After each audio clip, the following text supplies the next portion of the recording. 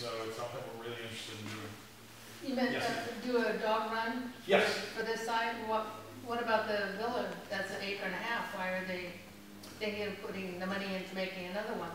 Well, no one's thinking about putting the money in. I mean, we would do it, and hopefully get contributions and things. I mean, the only thing that we get from the city is our city contract, which is.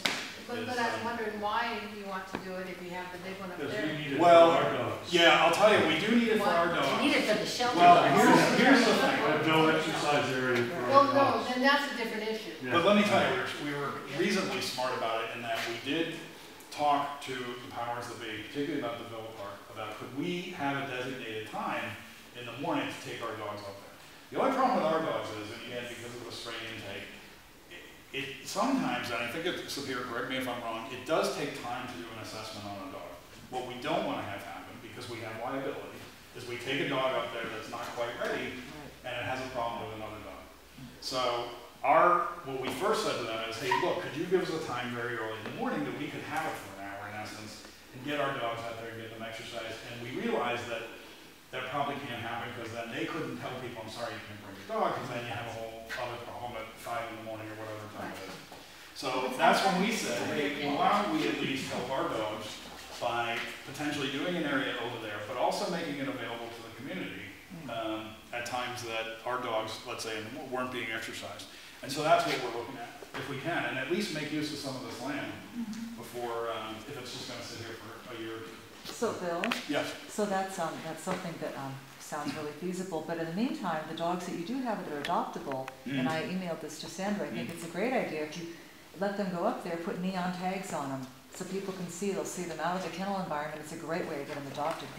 Let people see what the dogs are like outside of the environment. I think you can count on Dogs that are that. I mean, adoptable. even now, and I'm sorry Jamie couldn't be here tonight, but even now, we put vests on and we walk around the plaza and things like that. But I think you're going to find us doing a lot more things like that out in the community. So that is something that we are looking at doing. So as long as we get the okay from Sapir or Mike that, yeah, they're ready to be, with other animals without a safety issue. So, because I can tell you, I mean, we've had, it's amazing. And I mean, I've had dogs my whole life, and I had, last month there was one dog who I love, and if anyone knows anyone that wants a really lovely pit bull, and I never thought I'd say this, because I never liked pit bulls before I got involved with the shelter, but we have this sweet little, they call it a pocket pit, I guess, named Athena, who Jack well knows, who is just the sweetest dog, and she's so ugly that she's cute in a way.